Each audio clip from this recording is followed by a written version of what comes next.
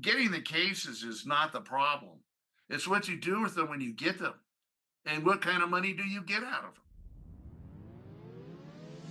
Welcome to Personal Injury Mastermind. I'm your host, Chris Dreyer, founder and CEO of Rankings.io, the legal marketing company the best firms hire when they want the rankings traffic in cases other law firm marketing agencies can't deliver. On this show, I've been fortunate enough to learn from some of the best minds in the personal injury space. And now we're bringing them together in one place for the first ever PIM conference. PIMCon is coming to Scottsdale this September. We're laser focused on one thing, getting more leads. I'm not talking about just any leads, but quality leads that actually turn into cases. That's it. That's our entire focus. It's not just theory. We're talking about actionable strategies that have been tried and tested by some of the best in the business. If you're looking to conquer personal injury marketing and go from good to GOAT, PIMCon is where you need to be. We've gathered the top PI marketing experts to share their secrets, and believe me, this is cutting edge stuff you won't find anywhere else. Don't miss out on another potential client. Grab your ticket to PIMCon now and get ready to supercharge your practice. Your future self will thank you. Go to pimcon.org. All right, let's dive in. We're joined today by a true titan of the personal injury world, Frank Azar, founder of Franklin D. Azar and Associates, the largest personal injury law firm in Colorado. Frank isn't just another successful attorney. He's the man behind an $11.5 million verdict against a major football helmet manufacturer, a key player in the multi-state class action against Walmart that resulted in over $750 million in settlements, and the strong arm on television screens across Colorado. With 30 plus attorneys, more than 14 office locations, and a practice founded in 1987, Frank has weathered every storm and trend in the personal injury landscape. He's mastered the art of building a powerful brand while keeping a commitment to client care. In this episode, Frank shares his unfiltered insights on everything from effective marketing strategies to the power of litigation expertise. Here's Frank Azar, the strong arm. My dad was a lawyer, so I didn't have much of a chance. Actually, my brother and my sister are also lawyers. And I always wanted to be a lawyer because I found out in eighth grade you didn't have to be that good at math to be a lawyer. So I thought that's what I would be. That's awesome. That's amazing. So you got the family pressure too there with the lawyers. My dad went to Harvard Law School on a scholarship. He was so smart. My brother and I were looking at his notebooks from Harvard Law School, and I go, oh my God. And I said, did your notebooks look like that in law school? I go, no. I go, did yours? He goes, no way. Unbelievable kind of work. You know, my brother always says, who's the best lawyer of them all? Mirror, mirror on the wall. And he asked me that question for many years. I said, is it the richest one of all? He goes, you got it. Now you know you're practicing law. That's good. Unfortunately, that's been the driving force in our business is how much money can you make? You know, and I think we've lost sight of the plaintiffs. It's just gotten ridiculous. And one of the things I was thinking about on this podcast is this Google SEO. This thing has basically created a bunch of lawyers that are mediocre, not probably competent to sit there, and people have no idea who they are, what their track record is. And a lot of these people in Colorado aren't even from Colorado. And these people are picking them off the internet and just going to their website, which I think in the old days, people went with somebody that had a reputation that they knew, like me, who'd been on TV for 40 years. But now there's no way to see how much better any other lawyer is than the other lawyer. They have these companies that run around giving the awards, the best super lawyer of the year award. What the hell does all that crap mean? Really, seriously. The litigating firm has the client, the plaintiff's interest, because you're getting maximum value. You're helping them. You're not just taking the settlement check because you have some cash flow issues. Do you think that in this environment where it's more competitive now, that the litigating firms are actually getting stronger? Or do you think that these settlement firms still have a model of churn and burn? What do you think? This is what I think's happening. The lead is being taken by State Farm. And as I told you the other day, I said, State Farm, most insurance companies with my competitors play the game of chicken. Are they going to file suit or not? 95% of them aren't going to even file suit. State Farm has taken it a step further, and now they're sitting there saying, are you going to try the case? And they're not making any decent offers until maybe 30 days before trial. We had one where they didn't offer till a week before trial. The rest of these guys, they don't even file suit. State Farm is offering below below half the meds. And they're sitting there saying, file it. And these guys, okay, well, I'm going to file it. And then State Farm doesn't offer them anything. Oh, look and behold, you're going to have to try this case, Mr. Attorney that says they're so great on their internet advertising. Guess what? They've never tried a case. They've never filed a case. And this is what I saw in 1994. State Farm and Allstate decided they weren't going to pay on these soft tissue cases anymore. They were going to get real tough on low impact. And they did. They stopped paying on them. They used to pay 3 times the meds and everybody went along their jolly way. That's not happening anymore. Lawyers are a dime a dozen. They can hire them out of law school to come in there and work in these in-house law firms and sit there and basically work for nothing and have Right. these huge caseloads, 350 caseloads in these in-house insurance company law firms. And guess what? They don't care how overworked these people are. They don't care how many cases they got to go to trial. We had one of the persons from, I'm not going to mention this, the insurance company. We went down for a pretrial conference. He had 3 cases set at the same time. Our case was going to trial. And then he told the judge, I'm going on vacation for 2 weeks. The judge started screaming at him. And the guy says, just a minute, let me go back and talk to the adjuster and got more money on it. But this law firm is one of the major law firms for one of the bigger companies. And every time they're triple sent at a minimum, these guys are going in there and trying these cases. It's turning everything into a commodity, which is a race to the bottom scenario. So that's where tech comes into play and AI and nearshoring, because you don't need the skilled labor.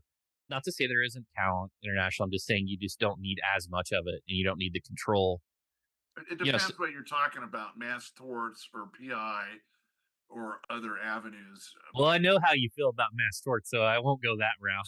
Let me take you back to the litigating. So you're an advertising litigating firm, which is not common, right? Most of the pre-lit and the settlement firms, like they can handle volume because they're not going to trial, right? It's just on the assembly line. You know, there's just so much complexity to advertising on TV and digital and everything you're doing on billboards. Like, what does the model look? It's just higher case selection criteria. Is that what it is? I think it's changed a lot. And, now that these insurance companies are going to the mattresses, a phrase out of The Godfather, I think, you've got to be able to have people. And first of all, they can push a button at these insurance companies on their computer and they can tell you everything about a lawyer. Does this guy file suit? Does he try cases? More importantly, does he win cases? And you know what? If you don't meet these criteria, they're going to sit there and offer you garbage. And they're going to know who you are. And after a while, you're going to have a track record of sitting there settling. And they're going to know that you're a settler. And for instance, I was talking to an adjuster that worked for one of the major insurance companies the other day. And he told me, I was asking him about one of my competitors. He's down in Southern Colorado. And this guy had been working down there for 6 years for a major insurance company. And I said, how many cases does so and so file in the 6 years you've been working down there? He goes, 0. I go, 0 cases? He goes, yeah, they sit here and call up and threaten us 14 times. But we know they're never going to file suit. So we just laugh. And eventually they end up taking it and forcing some crappy settlement down some client's throat that doesn't know better. And that's what each and every one of these guys pretty much does when it comes down to doing this work. And they haven't caught on. For instance, there's one insurance company that we found out they had put 250 of our cases with the same 2 adjusters. And these adjusters would just stick to the meds. And once we filed suit, they'd sit there and pay us. They'd send it to another adjuster. And I said, you're sitting there running my guys through the ring. They wouldn't give us the policy limits. So I just took 150 cases 1 week and filed them all. Caused a meltdown. They were paying us on cases where there was $5,000 in meds and paying us the policy limits of 100,000. They couldn't handle it. And they started paying us. We got paid on cases we never should have gotten paid on. Stop, Frank. Let's sit here and talk about this. I said, you want us to file suit? We're going to go in there. And some of these cases are going to get tried and you're going to have excess liability. $4 or $5 million cases. I said, I'm going to pull the rug out on you. You go explain to your insured how you have this program of not paying plaintiffs' attorneys until they file suit. Go explain it to your insured. That's how you get the big cases, and that's how you get the value. And also, that's also the margins, right? When you're commoditized, there's no profit margins to take, right? Because there's no value there. I always like to tell this story. I had this kid that was working for me. This is 15, 20 years ago. And he was a really bright guy, very bright. He had worked as an insurance adjuster before he came to work for us. And then he went to law school. After he passed the bar, he came to work for us. And this guy knew more about how to push the buttons on an insurance company than anybody had ever met. He was smart and he knew how insurance companies worked. And one of his friends inherited a lot of money, a lot, and they decided they were going to go out and be Frank Azar. And he went out there and they advertised, and they spent a lot of money on advertising. A couple things happened. Number one is he didn't really get a lot of cases, but he got a really big case, the multi-million-dollar case, and they wouldn't settle it with him. They had a really serious liability on it, and the damages were huge. So he says, they won't settle. Will you come in here and help me and litigate this case? I showed up at the mediation and they turned around and settled it with it. And I went to the mediator. I said, how come they wouldn't settle with this kid? It's no different than when I came in later. He says, Frank, he says, they know this kid doesn't have the money to put into this case. It's going to cost a lot of money. And two, he's never tried a case this big. And he doesn't have, they wouldn't even make it an offer. So that's what happens is you don't have the credibility, as I call it, with these guys. They know it. And if Mhm. you think that they think you're some great trial lawyer and they're going to pay, you're not going to get the maximum dollars on these cases. And even if you sit here and file suit, you got to be able to try them and win. Yeah. And you guys have incredible verdicts, incredible results. We've got the best results, I think, of anybody in this state. And it's just, people don't understand it. And that's why I sit there, when these guys sit there and hire a lawyer off the internet, there's no track record. How many cases has the guy tried? How many cases has he filed? And you'll find out most of these guys have never even tried a case. Let me ask you this. A lot of litigating firms, they're maybe the owner or the partner of the firm is a litigator and it's small. Maybe they specialize in TBI or birth or whatever. And most of them get their cases through referral, right? What made you take the decision many years back to go heavy into TV and to originate your own cases as opposed to just doing the referral off a reputation? What was that moment? Did you just see the writing on the wall? Hey, I got to build a brand. We had Norton Fricky here in Denver for years. He was one of the first people that started advertising in 1978 after the Bates decision. Him and the other law firm was Sarney, Trattler, and Wakus. And I saw how successful they were. The problem with them is with those kinds of firms at that point in time was they didn't have the lawyers doing the work. And therefore, they were just running Fricky hat at that point in time at maybe 4 or 5 lawyers. You take a look at Morris Bart in New Orleans and take a look at his model. And I hate to say I copy everything he does, but I do. And he had a small number of lawyers. Now he's got 150 lawyers. And you're getting more on the cases with lawyers. And you're getting more money. They're able to litigate them. You're able to try them. You're able to develop people in your firm that can try these cases and win them. And I think that's one of the things that Morgan and Morgan have done a great job of, is getting some of their more experienced lawyers training their younger lawyers so they can go in there and try these cases. That's a long, involved process of bringing up these guys and teaching them how to try these cases.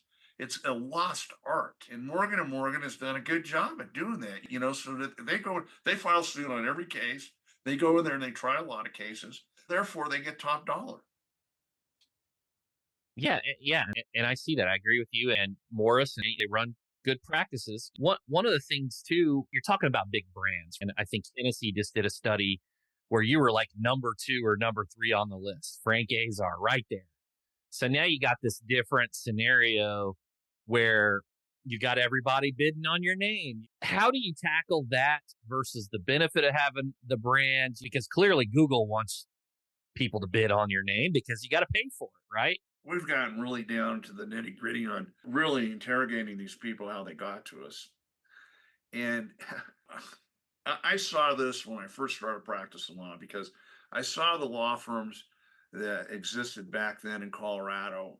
They were these churner and burners, and they'd sit there and get in bed with the chiropractors and run up a big bill, and then the chiropractor would send them cases, and they'd send cases back to the chiropractor, and that whole game.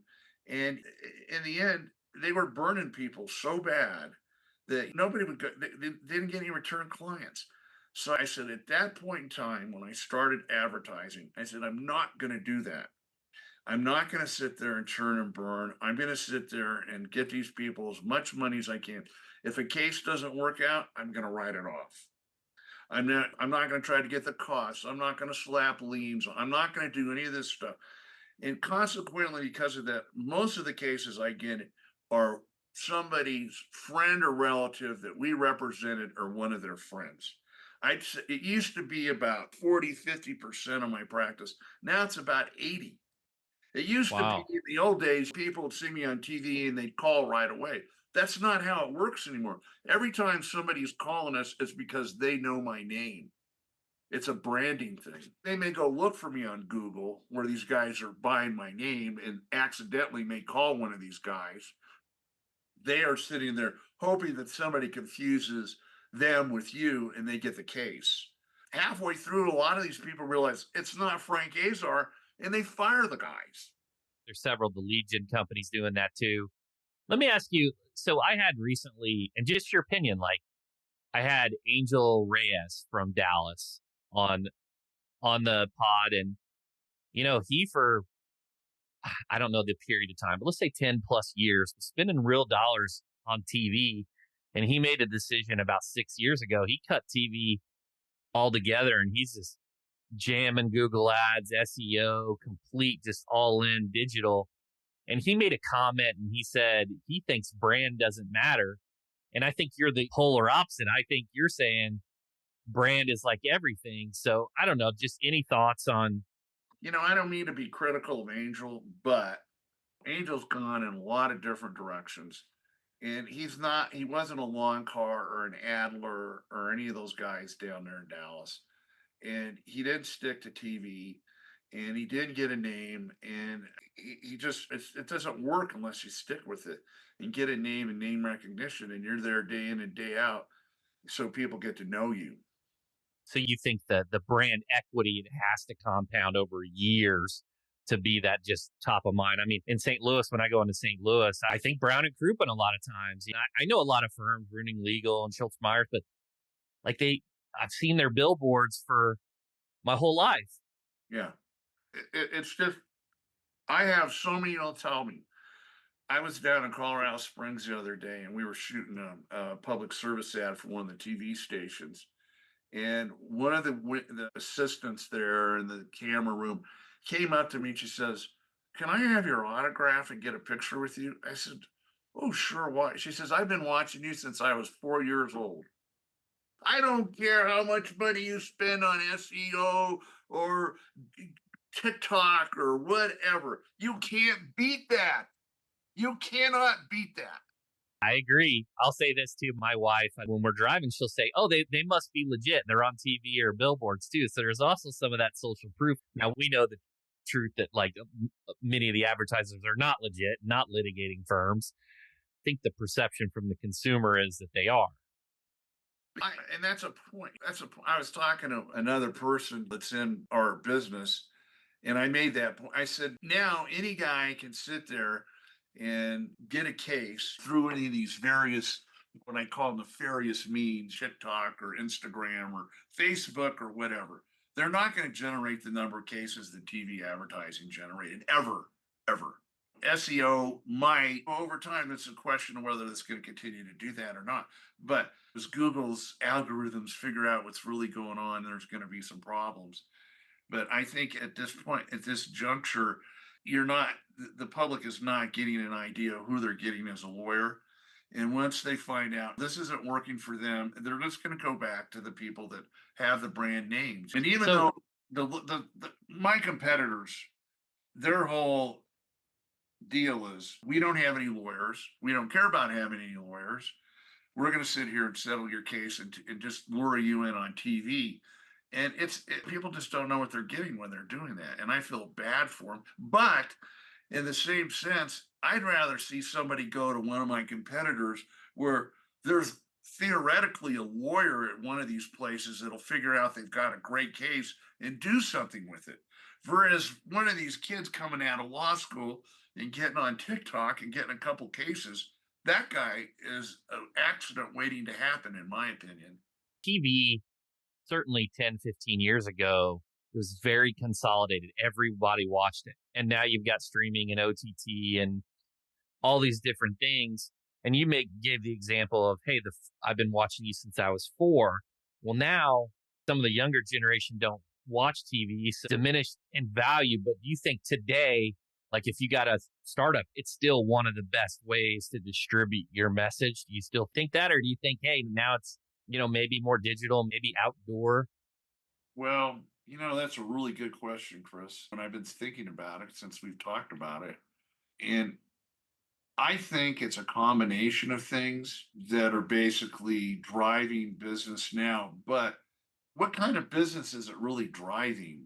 What kind of cases are you really getting, and what can you do with those cases? Sure, one of these guys is going to sneak out a big case here and there and settle it for peanuts and think they did a great job and have enough money to go in there and buy more keywords or throw their name on radio or do a couple TV ads. But really, how much does it cost to compete overall on all these platforms? It's getting super duper expensive, really super duper expensive. And if you don't have, I remember I was telling you, I've seen guys go under with 3,000 cases in their office. They've sat here and spent a lot of money on marketing, paying this money out, and realizing, oh, guess what? I'm not going to get it back for a year or 2 years. But let's say you do get the cases in. This one kid that used to work for me, and I'm helping him out, helping him develop his practice and stuff. And he said, you know what, Frank? He said, this is so much harder than I thought it would be. You got to have the logistics. You got to have the secretaries. You got to have this. You got to have that. You got to have the money to put into these cases for these doctors and stuff like that. And he says, I have newfound respect for you. And he said, I'm sorry I was ever critical of you. It's a whole different thing. So getting the cases is not the problem. It's what you do with them when you get them. And what kind of money do you get out of them? Are you in this for 2 years or 3 years? Because I write off $3 million a year in attorney's fees on cases where people have catastrophic injuries and there's minimal amounts of insurance. I do that every year. You can't do that for the next 20 years and still make a living, can you? Most of these guys can't. They're going to take a fee out of that case where somebody's got $400,000 or $500,000 in medical bills and a $25,000 policy. Guarantee you they're going to do it every time. Where does that get you with these people? Like the other day, I had a little boy whose dad was killed, and we just gave him the whole fee. We didn't even take any, zero. And my lawyer says to me, he says, Frank, his dad got killed and there's not much insurance. I said, give it to him. Now, what that kid's going to remember that for the rest of his life. Those kinds of things I can do. The rest of these guys can't do that. Right. I can be the Robin Hood or whatever per se. I can sit here and do all this public service stuff that these guys will never be able to do until they get up there. But as somebody said, it take to get one of these law firms going where anywhere where it works over time, you're not sitting there diddling around with 10 or 20 cases or even getting 10 or 20 cases. Okay, let me just point this out. Here's one of my competitors, doesn't file suit, right? So I explained to you what happened with that insurance company when they didn't pay us. We were getting paid 4 and 5 times what my competitor was getting paid on the very same cases. So one of my cases is equal to 5 of their cases. So I don't have to bring in as many cases, and I can be very selective about what cases I do take. And that gives me a big advantage. Yeah, and it keeps your overall numbers higher too, because you're more selective as opposed to taking the small cases and then the overall average blends down. So then that's the insurance company looks you up. They're like, oh shit, his average is a lot higher than the norm. Yeah, purposely, we don't take those smaller cases because it brings down our average settlement. And two is we are always planning on trying a case. Is it a case that we can try and can we get the maximum dollars out of it? And how can we litigate it and make sure we get the client the money that we're supposed to be getting versus cutting and running? Because you guys get these numbers and you have the infrastructure to get these big cases, have you thought about advertising B2B? I know we joke about some of the conferences, right? But have you thought about your trial attorney? And maybe you do. I don't have any idea. Your trial attorneys going and speaking at these different conferences and networking things to get referrals? Or would you just rather originate your own case and not have to pay the 33 or 50% kickback? We do very little referral work, very little. And usually we won't take a case here if some other lawyer's already had it. Because we find out the other lawyer has goofed it up and we can't fix it. And I don't want to be sitting here with a malpractice problem. Right. You know, 9 out of 10 times these other lawyers have goofed something up, and I don't want to be sitting there trying to fix it. Number one, and number two is by then the insurance company set the reserves on it. For instance, I had this case we got in the other as a kid I know, and he way out of his league. It was a big case, $1 million policy. The guy had 16,000 in meds, and he was supposed to have a surgery or something, a couple surgeries. So he sends in a policy limit demand for $1 million. The insurance company's laughing. They responded with a crappy response and said, hey, show us his surgery records. The guy didn't have the surgery. He hadn't had any surgeries. And there's no life care plan. There's no economics. There's no nothing. They're just not going to hand you over $1 million policy. You got to work. And especially if it's a trucking company, they are not going to pay you until you get in there and you're litigating and you got them going to trial. They're not going to pay $1 million. What did he do? The first words out of the client's mouth when he calls us is, can I sue this guy for malpractice? First words out of his mouth. Unreal. Yeah. And the guy had screwed it all up. So here he is sitting in a demand way too early where they're setting their reserves. Once they set those reserves, they don't like to go back in there and change them from 40 or 50,000 to a million. The insurance companies don't like that. And the client knew it too. The client knew that this was too premature and he was very concerned. And I said, well, it's too early to see whether he malpracticed or not. You can't get more than you would have gotten on the policy limits in this case. So let's see how hurt you are. You haven't had any of these surgeries. The first thing on this guy's mind is I want to sue this guy. That's incredible. That's wild. Let me ask you a couple final questions, Frank. This has been really fun speaking with you. I think Morgan wrote a book. It was like, you can't teach hungry, right? You're either the lion or the sloth, right? And you're going to go out and conquer. And every year, you guys are doing more billboards, more expansion, training up new trial attorneys. Can't just copy everything John Morgan does. Is it passing? And Jim Adler and everybody else. There's not an original thought in my head. Let's put it that way. No, way. I disagree with that wholeheartedly. But is there are you passing? He said, hey, I'm with my siblings are lawyers and my dad was. So is it now past the torch? And I know I've met Margot. Is it, hey, I want to set up this. Is that kind of what you're doing to continue to just push and build? Or do you enjoy the game still? You know what? I really enjoy practicing law. And I think the worst thing that probably happened to me in my career was when COVID hit. And I have an immune problem and I couldn't come in. And my doctors wouldn't let me come out of the house. And I didn't get to come into the office or see my lawyers except for Zoom for 6 months. Wow. And I didn't get to meet with any of my clients or anything. And I think it was, I got very depressed. It was the worst time of my life, not having these people that I interact with. I like the clients. I like trying to fix their problems. We have some hellacious, catastrophic injuries here. You start crying when you work on some of these cases. They're so bad. I like it. I like helping people because it really is one of the things in my life that really makes me happy. And I like doing a good job. And from when I first started working, when I just got out of law school, to now, I've always been a plaintiff's attorney. I didn't care about the money. I cared about doing a good job for people. And I saw how the rest of these attorneys treated people, taking their cases and churning and burning them and turning around and just getting whatever they could out of it and not caring about the client or the end result. These guys back in the days, they'd sit there and take a $50,000 case and the chiropractor get half and the lawyer get the other half. And I'm not kidding you, they gave this one lady $600. She was a little upset and turned around and sued them. How do you explain to a jury out of a $50,000 settlement, the client gets $600?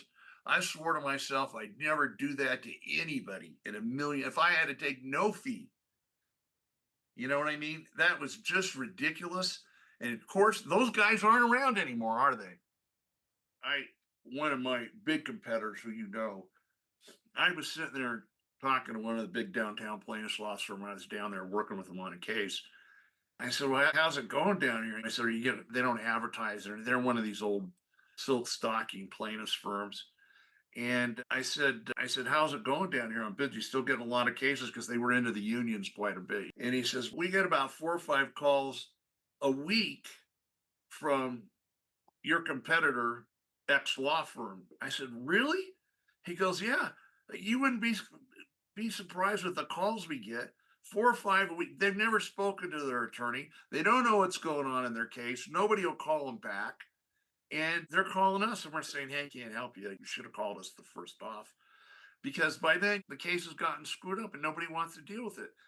I said, 4 or 5 a week? He goes, yeah. Unreal. Is that incredible? That's how unhappy people are with these people. And when you continuously do this to people and you churn and burn them, what these lawyers are all missing, the one thing these people want is a phone call and tell them what the hell's going on with their case. But these lawyers can't pick up the phone and talk to their clients. They don't even come. We have every single client of ours come into the office, whether they like it or not, because we want to meet them. We want to see what kind of witnesses they'll make, what kind of plaintiffs they'll make, so that we have a real one-on-one relationship. Half these people they never even knew there was an attorney on their case. That's the difference. But I have the luxury. I can do all these things. I can hire all attorneys. I can spend as much time as I want litigating these big cases.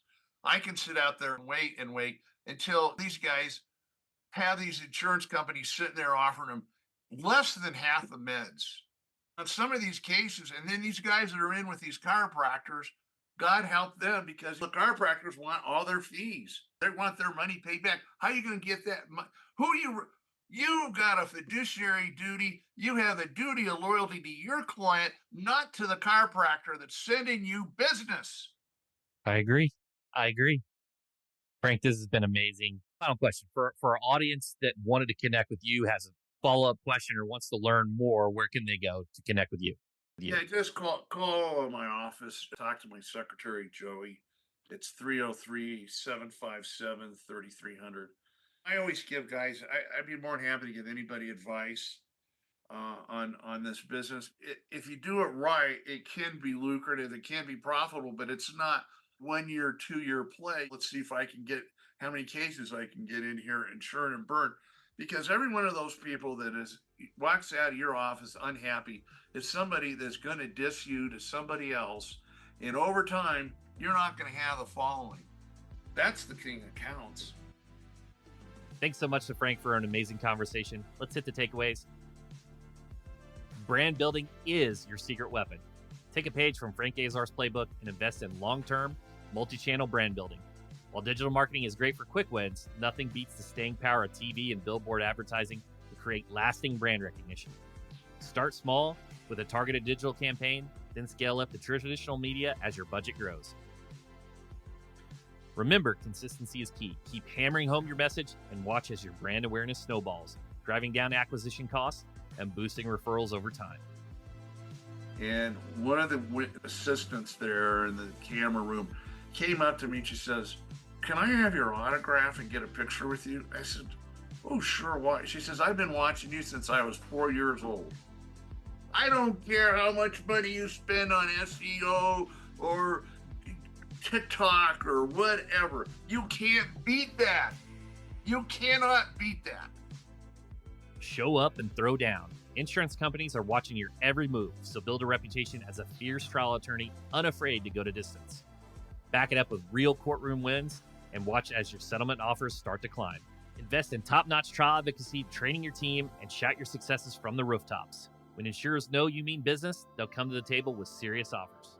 And they're not making any decent offers until maybe 30 days before trial. We had one where they didn't offer till a week before trial. The rest of these guys, they don't even file suit. So how State Farm is offering below half the meds.